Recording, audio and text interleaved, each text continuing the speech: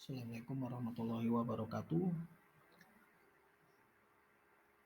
Hari ini kita akan belajar tentang berpikir computation. Apa itu berpikir computation?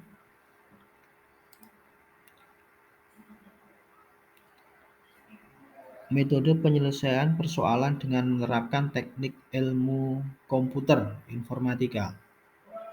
Nah, maksudnya apa?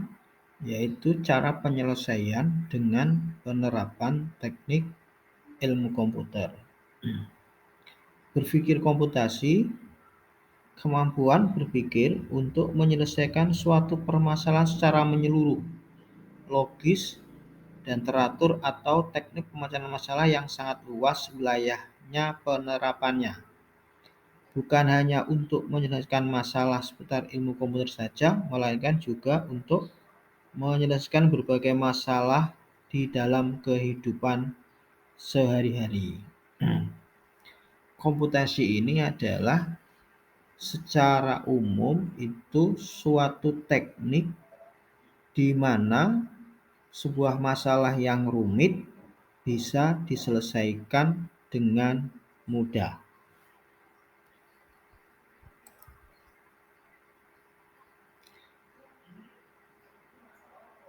Computation thinking ini dibagi 4 bagian. Yang pertama adalah decomposing, Yang kedua pattern recognition. Yang ketiga abstraction. Yang keempat algoritma. Nah, ada 4 ini yang akan kita pelajari dalam computation. Oke, yang pertama adalah decomposition. Memecahkan atau memecah-mecah masalah menjadi lebih kecil dan sampai ke pokok sebuah masalah hingga kita menyelesaikan suatu masalah tersebut dapat menyelesaikan satu persatu dan mengidentifikasi berbagai dari mana masalah itu datang. Maksudnya yaitu menguraikan sebuah permasalahan, masalah yang besar, kemudian kita uraikan menjadi kecil-kecil sehingga masalah tersebut bisa kita selesaikan. Contohnya ini. Ini adalah roti atau pizza ya. Contohnya begini, kita punya teman jumlahnya andaikan 6 ya. 6 atau berapalah gitu. Dan kita hanya punya satu pizza ini. Gimana pizza ini bisa kita bagi dengan 6 teman kita yang sama? Barangnya hanya satu ini. Maka untuk menyelesaikannya dengan cara decomposition, yaitu kita potong-potong menjadi 6 bagian atau beberapa bagian dengan besar yang sama. Kemudian kita bagikan. Sehingga masalahnya ini sudah terselesaikan. Yang dulunya hanya satu pizza, karena kita punya 6 atau lebih dari teman, untuk biar pizza ini bisa dibagi rata, maka kita harus memotongnya menjadi 6 bagian atau lebih.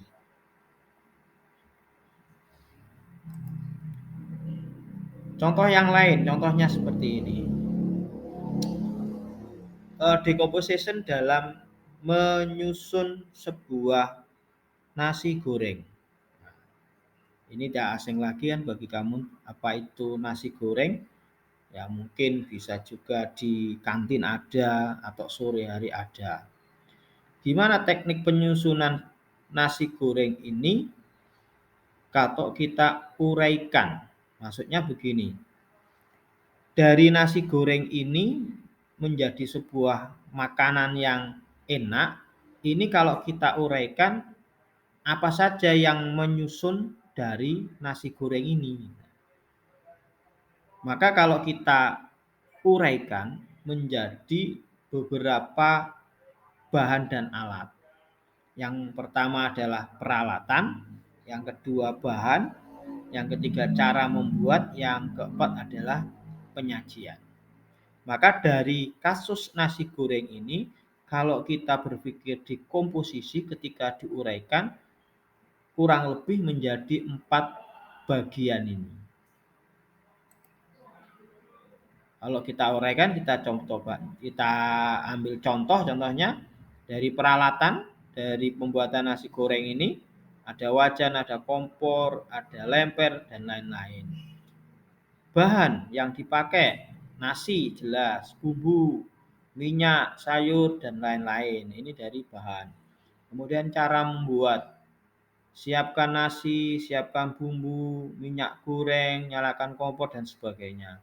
Kemudian penyajian, siapkan piring, siapkan ketimun, siapkan kerupuk, sajikan nasi goreng ke piring, kemudian ditambah mungkin bawang brambang goreng dan sebagainya. Sehingga dalam berpikir dekomposisi yaitu menguraikan sebuah permasalahan menjadi kecil-kecil. Contohnya adalah menguraikan dari bahan dan alat dalam pembuatan nasi goreng. Selanjutnya yaitu pattern recognition. Ilmu komputer dan statik yang berkaitan dengan identifikasi dan klasifikasi objek atau data berdasarkan pola atau karakteristik tertentu.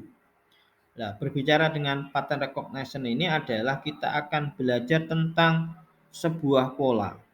Sehingga di dalam pikiran kita, sadar dan sadar kita akan membayangkan pola-pola berikutnya.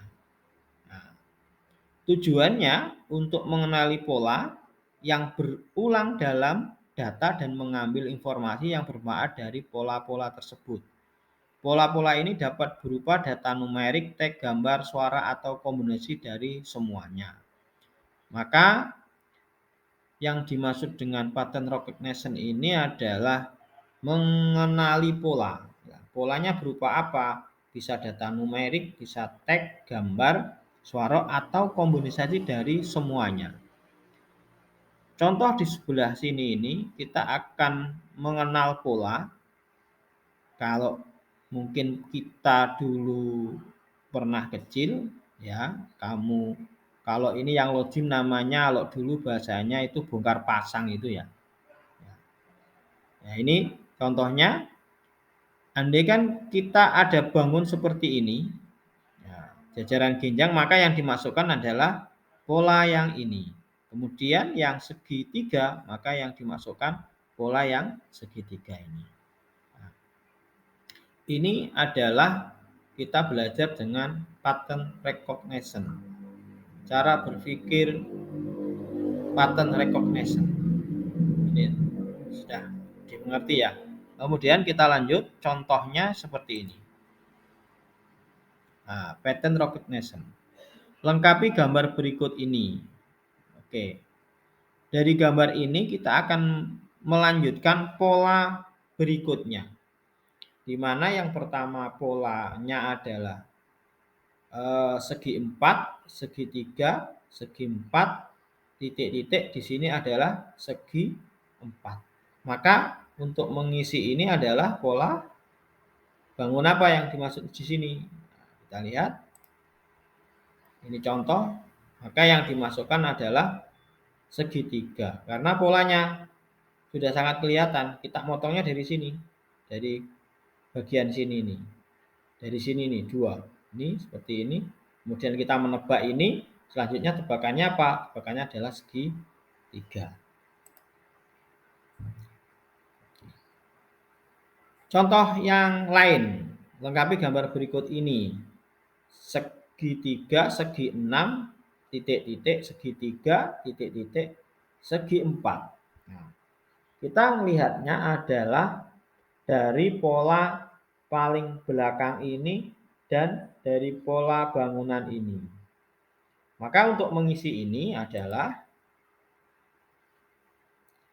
seperti ini polanya. segitiga, segi 6, segi 4, ya kan? Sampai sini berhenti. Segitiga, segi 6, segi 4. Maka kalau kita pilah-pilah ini menjadi seperti ini. Kotak ini sampai sini, kotak ini sampai sini. Ini adalah bentuk dari pattern recognition.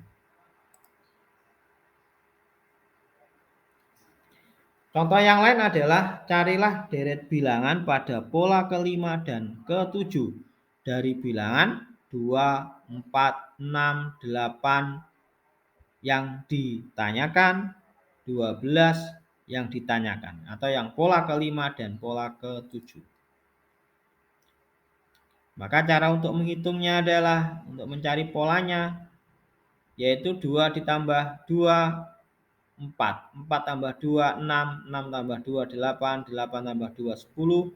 Maka jawabannya 10. 10 ditambah 2, 12. 12 tambah 2, 14. Nah, ini contoh dari pola. Contoh yang lain. Carilah deret bilangan pada pola berikutnya. 2, 3, 5, 9, titik-titik. Maka untuk mencarinya, nah, kita akan mencari deret bilangannya. 2 cara menghitungnya dari 2, 3, 5, 9. Berapa di sini adalah 2 kali 2 minus 1, 3. 2 kali 2, 4. Dikurangi 1, 3. 3 kali 2, 6. Minus 1, 5. 5 kali 2, 10. Minus 1, 9. 9 kali 2, 18. Minus 1, 17. Maka jawabannya adalah 17. Maka di sini pola-pola ini terbentuk dengan cara berpikir komputasi dengan teknik pattern recognition. Berikutnya yang ketiga adalah abstraksi. Apa itu abstraksi? Abstraksi itu adalah mengeneralisasi dan mengidentifikasi prinsip umum yang menghasilkan pola tertentu dan keterakuran. Bisa juga abstraksi itu kemampuan untuk memusatkan perhatian pada informasi yang penting saja dengan mengabaikan detail yang tidak relevan. Jadinya kita memandangnya pola pikir ini secara umum. Kita kasih contoh seperti ini. Nah, hitung luas ACDF. ACDF.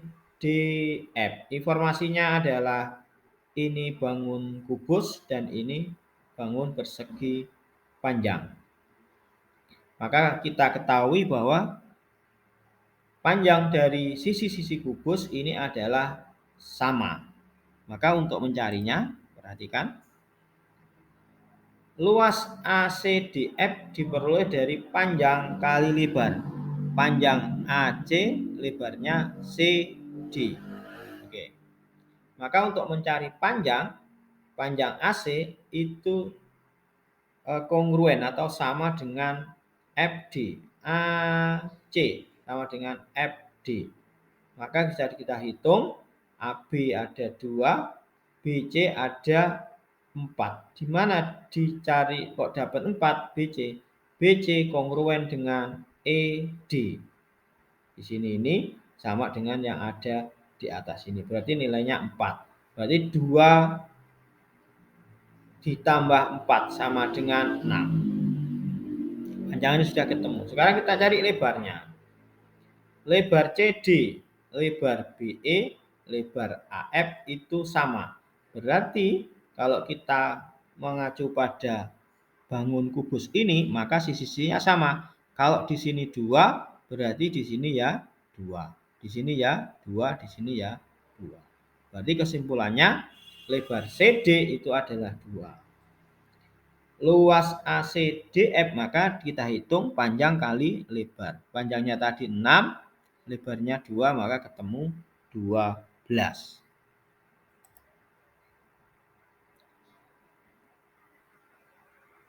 Abstraksi. Contoh yang lain. Yaitu ada kartu A, kartu B. Berapa banyak sel yang gelap dari kombinasi antara kartu A dan B? Jika, perhatikan, jika kartu yang sama warnanya, maka kartu yang dihasilkan warnanya hitam. Selain itu, warna yang dihasilkan berwarna putih. Kita lihat. Yuk kita hitung dari baris yang pertama. Tadi aturannya bahwa jika warna yang sama, maka hitam. Jika warna berbeda, maka putih. Contoh, satu baris saja. Putih, hitam. Maka ketemunya putih. Putih ketemu putih, maka hitam. Hitam, putih, berarti hitam. Ya, maka saya ulang. Putih, hitam, maka putih. Putih dengan putih, hitam, putih dengan hitam dengan putih, putih. Nah, ini yang baris yang pertama. Baris yang kedua, putih, hitam, putih. Putih, hitam, putih, hitam dengan hitam, hitam. Karena aturannya tadi apa? Jika sama-sama warnanya itu adalah hitam. Maka seperti ini hasilnya. Selanjutnya, baris yang ketiga, hitam, putih. Putih, putih, hitam, putih.